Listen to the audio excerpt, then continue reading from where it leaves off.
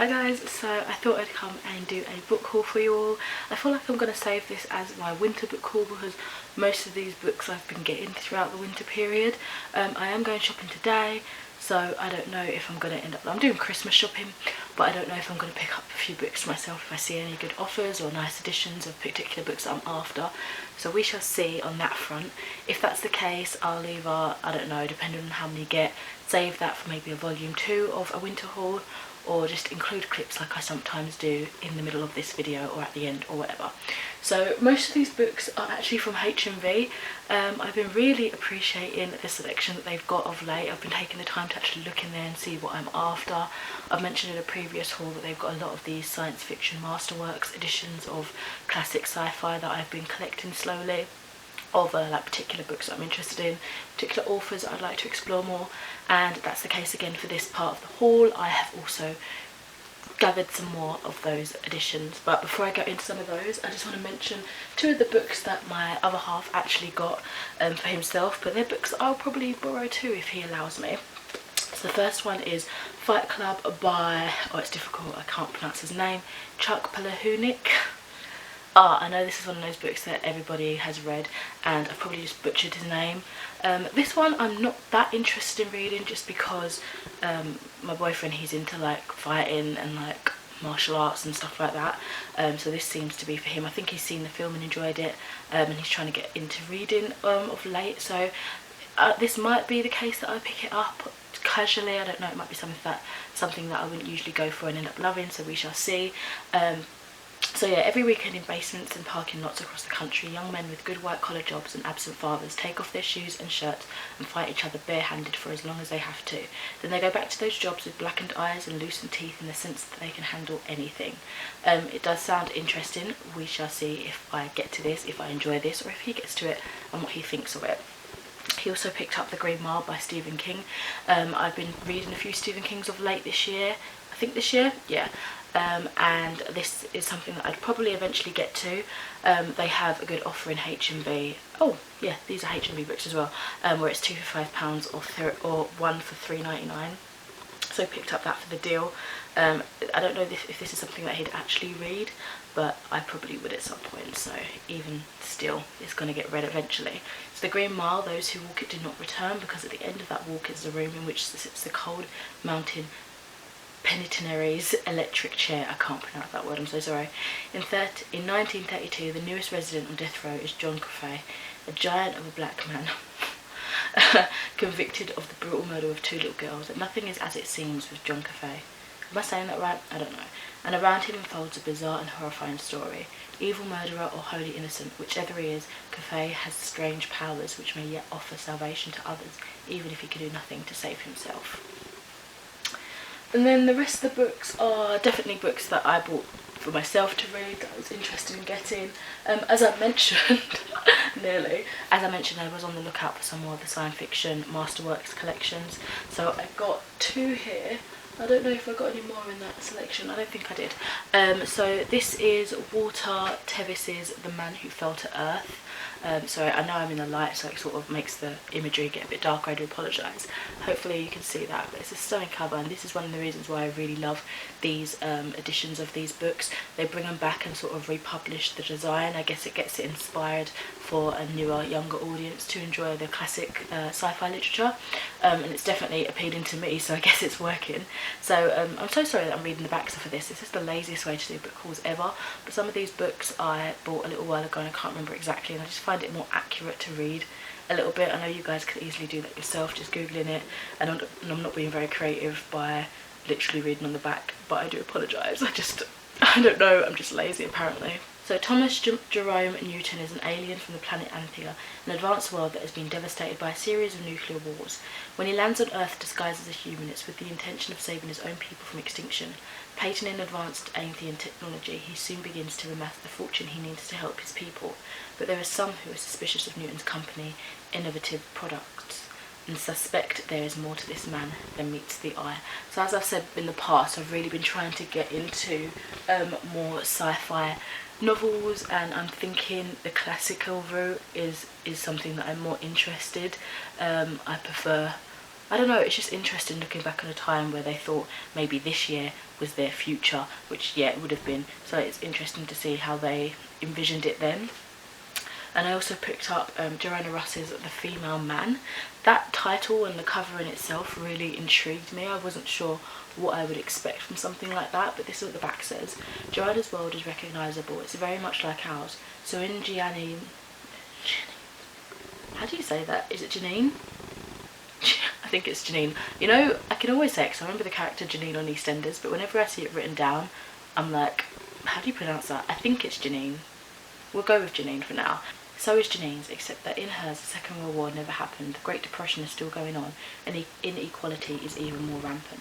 But Janet's world is rather different. On the planet while away, there is no problem of relations between the sexes, because there is only one. Janet is unfettered. She is free to lead her life as she wants, as an able and competent being, as a female man. Interesting. I'd be going into this a little bit sceptical mind, a bit of a critical mind, seeing if it brings up anything like political, feminist, anything that I don't usually understand. I would like to try and understand and see what the point is that it's trying to deliver, if you know what I mean. So let's see about that one. Then I picked up a book. I was umming and erring about this one because I had before, when I went to, I think, the Ransom Riggs book signing event last November actually, I saw this book in a really gorgeous hardcover edition, but it was £32 or something around that, and I was like, oh, am I ever going to get that? Like, that's a lot of money for a book. I know I've probably spent that much on a collection of books, but I don't know, for one thing, it's just a lot for me. I don't know. So I decided to just go for it because it was far cheaper. Usually the paperback is £15, but as I said, in HMV they have their deals and stuff, so this was like not even that. And it's the Earthsea by Ursula K. Le Guin, or Gwyn, sorry, I don't know how to pronounce that, and it's the first 4 books of Earthsea, which is interesting. Again, it's something, if it is 4 books, yeah, by the looks of it. The Wizard of Earthsea, The Tombs of Atuan, The Farthest Shore, and Tahanu. I usually prefer books separately, but again, this was the edition that I saw, but in hardback cover, and it looked really luxurious. So at least I've kind of got the cover, but it's just far cheaper, far more reasonable in price, and I don't know, easier to read because it's paperback and a little bit floppy. So yeah, this is one of those things that is definitely more of a cover by, as I mentioned, the history of that for me, and I just knew that it sounded like some sort of fantasy. Stephen King has called it a literary icon, and I don't actually know a lot about it. I think when I first saw it in the Waterstones up in London, I was really interested by the plot, but again, that was like last year and I can't remember exactly, so again, I shall read you the back. Jed is but a goat herd on the island of Gaunt when he comes by his strange powers over nature. Sent to the school of wizards and roke, he learns the true way of magic and proves himself a powerful magician. And it is the archmage Sparrowhawk that he helps the high priestess Tenar escape the labyrinth of darkness. But over the years, Jed witnesses true magic, and the ancient ways submit to the forces of evil and death. Will he too succumb, or can he hold them back? I love a fantasy quest sort of story, coming into magic, learning how to craft this magic. And I think this is actually an older fantasy, kind of just brought back. When was it originally published, does it say? Originally published in 1968, I believe, by Parnassus Press, which is an American publishing house. Fascinating. Again, I'm getting into this older sci-fi fantasy sort of vibe. Let's see what it's about. I think I'll enjoy that. Then after reading 1984, I picked up the other 2 George Orwell books that were around in similar covers. They look like this. So it's Animal Farm, and it is the Down and Out in Paris and London. So Animal Farm is one that I have said before. I believe I read like partial of some of it in year 8. Because I wasn't in like a GCS mode or anything like that at that age group, or that key level. We wasn't studying it so in depth. I don't think we ever actually finished it as a class, but it's one that I've been wanting to check out again and read properly, and I didn't realise how tiny it was. So what I can remember from this is basically these farm animals become verbal, they can speak, and they try to basically overtake the farm. They don't like how it's being run, Let me just make sure that I'm not making that up. Basically, they don't like how it's run because the farmer is really drunk and lazy, and he neglects his animals basically, so they rebel, and they believe that all animals on all fours or whatever are considered equal, and they try to create this sort of, I don't even know how to describe it, this sort of new farm for themselves where they can all benefit. But as time goes on, things get corrupted and they're beginning to not be as good to each other as they originally set out to be. And then this one is one that I'd never read before, and I think I'd only heard of it briefly, Down and Out in Paris and London. I don't know, for some reason I had in my head that this was a bit of an autobiography, but I'm not so sure now. It says, to be poor and destitute in 1920s Paris and London was to experience life at the lowest ebb. George Orwell, penniless and with nowhere to go, found himself experiencing just this as he wandered the streets of both capitals in search of a job. I guess that's where I got that from, so I guess I was on the right lines. By day he tramped the streets, often passing time with screevers or street artists, drunks and other hobos. At night he stood in line for a bed in a spike or doss house, where a cup of sugary tea, a hunk of sour bread and a blanket were the only substance and comfort on offer. Down and Out in Paris and London is George Orwell's haunting account of the streets and those who have no choice but to live on them. Again, 1984 was still very relevant to how we are in this day and age now. I feel like this is something that's definitely going to be seen as current as well in today's sort of stand in our homelessness in not just London and Paris but in the world, because it's something that's still not gone away, and I don't think it ever will, because politics, life, all this sort of stuff, I don't have enough information to talk on this accurately, but I'm hoping this will give me some insight, and I think it will be still relevant for today. Then I saw this one and I was super excited. So this is Tim Burton's The Melancholy Death of Oyster Boy, which is something, and Other Stories, which is something I feel like I'd heard of briefly before, but I'd never seen it in shops or anything beforehand. And honestly, again, I just picked it up because it's Tim Burton and I love his movies. I love pretty much everything I've watched from him.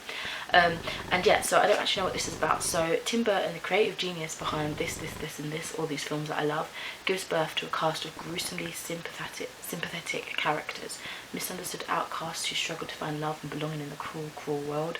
His lovingly lurid illustrations evoke both the sweetness and the tragedy of these hopeful yet hapless beings. So yeah, it's just a collection of short stories by the sound of things, following some sad stories to those you can sympathise to, hopefully.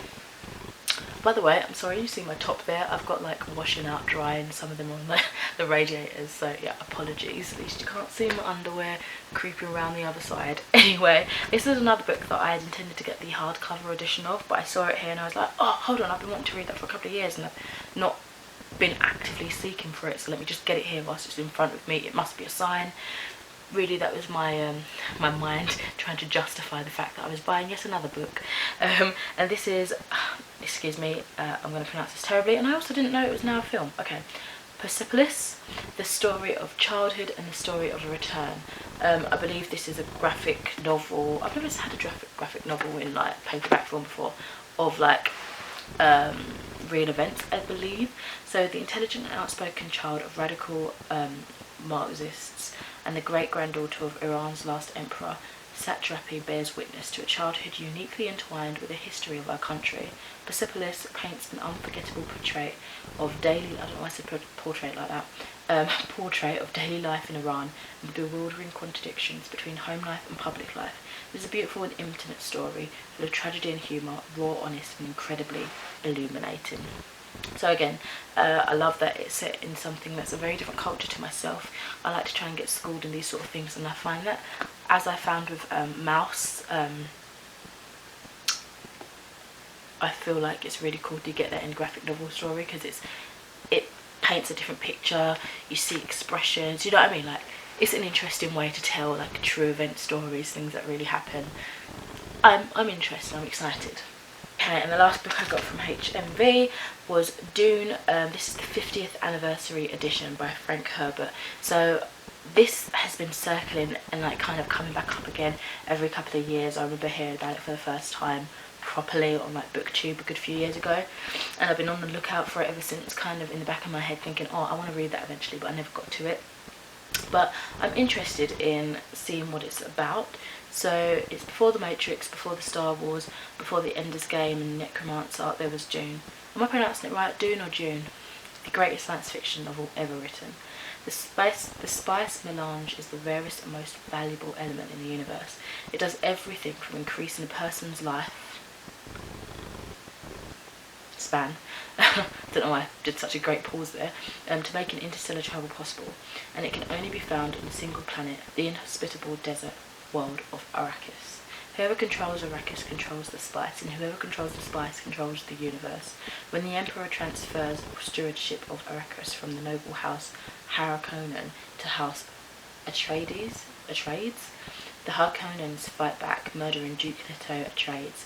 Lady Jessica, Duke Leto's concubine, flees into the desert with their young son Paul, where they are rescued by a band of freemen, the native people of Arrakis. The freemen control Arrakis' second great source, the monstrous worms that burrowed beneath the burning desert sands. In order to raise an army to avenge his father and retake Arrakis from the Harkonnens, Paul must earn the trust of the freemen and lead a tiny army against the innumerable forces aligned against him. His journey will change everything. So this actually sounds more fantasy to me than anything, and it's one of those stories that you can definitely see has inspired other things, because this already is reminding me of The Final Empire by Sanderson. It's reminding me of so many books, and you know, obviously this must have came first. My fridge has just turned itself loud, so apologies for that. So yeah, you can see where some of the original stories originated from, the original sort of quest, I don't even know what you want to call it, but these sort of stories have been done time and time again, so it's nice to take a step back and look where the more original origins began. I'm so thirsty.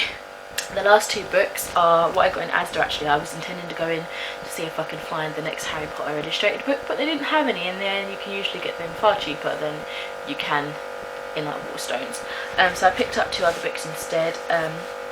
I picked up Thackeray Stoker's Dracula, which is the prequel, I believe, yes, to Dracula, which I don't believe I've ever read Dracula, so I need to know from you guys if you have any experience. Should I read Dracula first, seeing as that came first, and then will I appreciate this prequel more, or should I read it now as the prequel and then Dracula? What would you suggest? In my head, I'm thinking reading Dracula first, because that makes more sense to me, because it's like the thing that's been out the longest, and then I can go and appreciate this. But yeah, again, this is something that I wanted to get the hardcover of originally when I saw it like a couple of years ago or whatever, but I was happy to see that they had basically the exact same edition but in paperback. So yeah, absolutely stunning. So I don't really want to read the in-depth of this, because I don't know if it analyses Dracula and stuff like that, assuming that you've read the original book. So I just assume I'm going to leave it at the basics of this is a prequel to the story of Dracula. I think I will read Dracula first, that makes sense to me. And then the last book for now that I got was Philippa Gregory's Tidelands. I believe this is her latest novel, and funnily enough, I've never read a Philippa Gregory book. She does a lot of historical fiction, which I believe this again is part of. However, she wrote the White Queen, the Red Queen, those books. Again, I hadn't read them, but I had seen the TV show for the White Queen and the Queen on BBC a good few years ago. The actress that played her was fantastic, and I recognised her finally after watching The Greatest Showman quite a few times. I realised, oh, that's her who's what's her name? I can't remember. The one that sings Never Enough. It's her. And she's also in the Shining film, isn't she? I believe that's her as the bad character. Anyway, I digress. So Tidelands, England, 1648, a dangerous time for a woman to be different. So to me it sounded like it was going to be a lot of witchcraft, pointing fingers out. As you've seen from my previous videos, I've been picking a lot of witchcrafty kind of books up. Hopefully this delivers a bit more than some of the others that felt a little bit flat in terms of, I hope it has a lot more obvious witchcraft sort of discussion and stuff like that, and seeing things firsthand. It's got a gorgeous map at the front here, and it says Midsummer Eve 1648, and England is in the grip of civil war between renegade king and rebellious parliament. The struggle reaches every corner of the kingdom, even to the remote highlands, the marshy landscape of the south coast. I really hope I appreciate this, because although I loved history at school, I didn't learn about this sort of history, and I don't want it to go over my head and make me think that I can't appreciate it because I don't understand what's going on. So hopefully it's written in a way that I can get it, you know. Eleanor, a descendant of a wise woman trapped by poverty and superstition, waits in the graveyard under the full moon for a ghost who will declare her free from her abusive husband. Instead, she meets James, a young man on the run, and shows him the secret ways across the treacherous marsh, not knowing that she is leading disaster to the heart of her life. Suspected of possessing dark secrets in superstitious times, Eleanor's ambition and determination marks her out from her neighbours. This is the time of witch mania, when Eleanor, a woman now without a husband, skilled with herbs, suddenly enriched, arouses envy in her rivals and fear among the villagers who are ready to take lethal action into their own hands. That sounds absolutely riveting, so I really do hope I enjoy this. So yeah, let me know if any of you guys have checked out some of these. I know most of them are like older releases, with the exception of the 2 new releases here, or newer. I'm really looking forward to reading them, as I am with everything. Again, I can only read so much in so little time, so hopefully I'll get to these sooner rather than later, but we shall see. Let me know what you've been reading of late, what you've been picking up and buying, what you'd recommend, and again, if you've read any of these, what your thoughts are. I'd love to know. I shall speak to you in another video soon. See you later. Looks like we've come to the end of the road.